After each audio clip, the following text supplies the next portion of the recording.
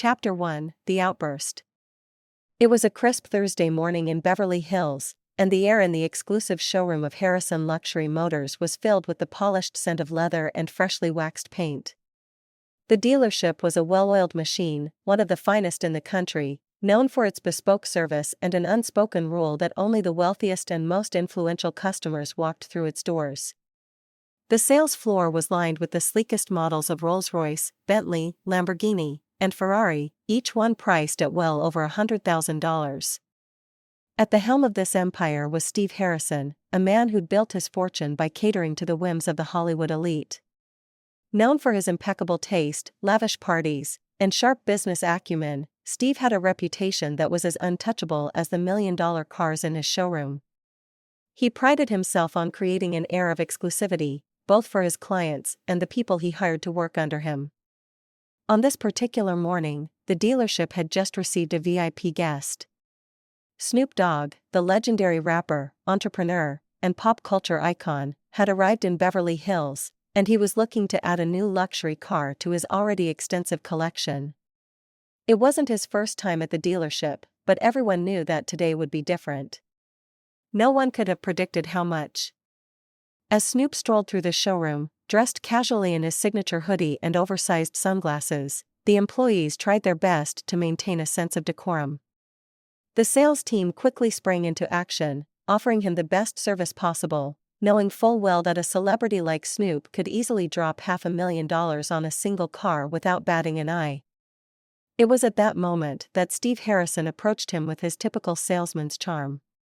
Steve, always looking to create a connection with high-profile customers, extended a hand, smiling broadly. "Mr. Dogg, it's a pleasure to see you again. We've got some incredible models in stock today, let me show you around," Steve said, trying to guide him toward a row of luxury sedans. But Snoop wasn't interested in a tour. He wasn't in the mood for small talk. Instead, he simply raised his hand, signaling Steve to stop. "I see you've still got the same cars you had the last time I was here," Snoop said, his voice low, but with a hint of sharpness that no one could miss. Steve, sensing that Snoop was about to make a move, tried to laugh it off. "Oh, we always have the best, Mr. Dogg. You know we cater to only the top tier. But we've got something special for you today, let me show you." It was then that Steve made the fatal mistake. He didn't just offer a car, he offered an insult. His tone shifted, and with a thin smile, he leaned in a little too close, making an offhand comment meant to create a false sense of camaraderie. "You know, it's not every day we see someone like you walk in here, Mr. Dogg," Steve said, gesturing vaguely to Snoop's appearance. "I mean, I'm sure someone like you doesn't usually buy something like a Bentley. Just not your kind of car, huh?" The words hung in the air like smoke in a room. Everyone in the showroom went still. Snoop's sunglasses hid his eyes, but his body language stiffened. There was a beat of silence before Snoop responded, his voice colder than anyone expected. "You're right," Snoop said slowly, "I don't buy Bentleys. But what you just said, Steve, tells me more about you than I want to know. What if I told you that I'm the one buying this place now? What if I told you this place doesn't belong to you anymore?" Steve, clearly taken aback, tried to laugh it off, thinking it was just a joke. "Come on, Mr. Dogg, we're just talking cars here," he said, his voice faltering. But Snoop was not joking. He pulled out his phone, dialed a number, and spoke into it with a calm authority that made Steve's blood run cold. "Get me the head of Harrison Luxury Motors. I'm making an offer." Chapter 2: The Shockwave. Within hours, Harrison Luxury Motors was no longer Steve Harrison's. The deal was done. Snoop Dogg had made an unprecedented move. The car dealership, a symbol of old money, elitism, and exclusivity, was now in the hands of one of the most influential and polarizing figures in the entertainment industry. News outlets picked up the story almost immediately. "Snoop Dogg buys Beverly Hills car dealership after insulting incident," the headlines screamed. The shockwaves were felt all across the business world. People couldn't fathom how a man who had built his brand on hip-hop, cannabis, and entertainment could now be the owner of one of the most exclusive car dealerships in Los Angeles. As news of the acquisition spread, Snoop made a statement that stunned the world. "I'm here to change the game," he said in a short press interview. "This place has been run by people who think the color of your skin, how much money you've got, or where you come from should determine what car you drive. Not anymore. I'm about to change everything. Everyone deserves respect. Everyone deserves a shot at the best." The public reaction was mixed. Old money types were appalled at the idea of someone like Snoop taking over a luxury institution. They couldn't understand how someone who hadn't followed the traditional path to wealth could suddenly sit at the top of an industry that had been dominated by decades of entrenched elites.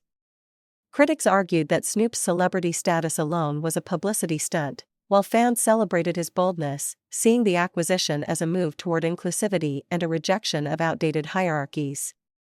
The employees of the dealership, many of whom had worked there for years, were shaken, unsure of what to expect. They had built their careers under Steve Harrison's leadership, but the shift in power was undeniable. And with it came fear, curiosity, and uncertainty. Chapter 3: The Transformation Begins. The next few days were filled with turmoil. Steve Harrison, humiliated by the takeover, was out. He didn't make a public statement, but his departure was swift and final. As for the rest of the staff, Snoop wasted no time making his intentions clear. A team of HR professionals arrived from his own company, tasked with assessing the culture of the dealership and determining who would stay and who would go. Snoop didn't just want to be the new owner, he wanted to reshape the culture from the inside out. His first move was drastic. He fired several high-ranking employees, including the sales manager and several longtime staff members who had been with the dealership for decades. The reason was simple: Snoop would not tolerate racism, elitism, or a toxic workplace culture. But Snoop didn't just replace people, he invested in training programs designed to foster inclusivity, diversity, and respect. His goal was to build a new kind of luxury dealership, one where everyone, regardless of their background or appearance, was treated with the same high standard of care. The focus wasn't on excluding customers based on their financial status or perceived worthiness, it was about creating an experience that could be accessible to everyone who entered, no matter who they were. He even brought in a new leadership team, handpicked from his network of trusted business partners and people who shared his values. The dealership's core values were redrawn: respect, diversity, inclusivity, and quality service. Chapter 4: The Public Backlash and Snoop's Response. While many embraced Snoop's bold changes, there was considerable backlash from traditional customers.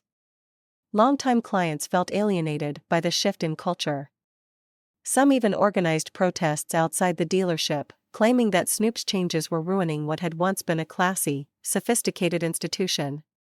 They missed the old Beverly Hills exclusivity, the sense that only the select few had access to the best. But Snoop wasn't having it. He responded directly in an interview with the LA Times, addressing the critics head-on. "You can keep talking about exclusivity, but I'm talking about something different: authenticity. You can't build a future by shutting people out. I'm not interested in selling to a select few based on their skin color, their last name, or how much they're willing to spend on a car. I'm interested in creating an experience that anyone, regardless of where they come from, can walk in and say, 'I belong here.' This isn't about tearing down tradition, it's about building something new that reflects the world we actually live in." Chapter 5: The Unseen Success. Months passed, and what began as a controversial move turned into a resounding success. Under Snoop's leadership, Harrison Luxury Motors became not just a dealership, but a community hub for people who wanted to experience luxury in a way that felt welcoming, genuine, and inclusive. Sales increased, yes, but what mattered more was that the culture of the place had fundamentally shifted. Word spread that Snoop wasn't just a businessman, he was a leader who prioritized respect and authenticity over tradition. People who had once felt marginalized by the elitism of luxury brands now had a place where they could be themselves and still experience the best. Epilogue: The Legacy of Change. Snoop Dogg's acquisition of Harrison Luxury Motors wasn't just about money or business. It was about breaking barriers, challenging perceptions, and redefining what it means to succeed in a world that had long been defined by exclusivity and elitism. The legacy Snoop left was clear: true success comes from building a world where everyone has a seat at the table. His actions were a powerful reminder that leadership is about more than just numbers and profits. It's about values, vision, and creating a space where respect for all people is the foundation of everything you do. Instructive ending. True leadership isn't about holding power over others, it's about empowering others to see their value and worth. Whether in business or in life, the most powerful change comes not from exclusion, but from inclusion. When you lead with respect, empathy, and integrity, you build something that lasts far longer than any transaction or sale.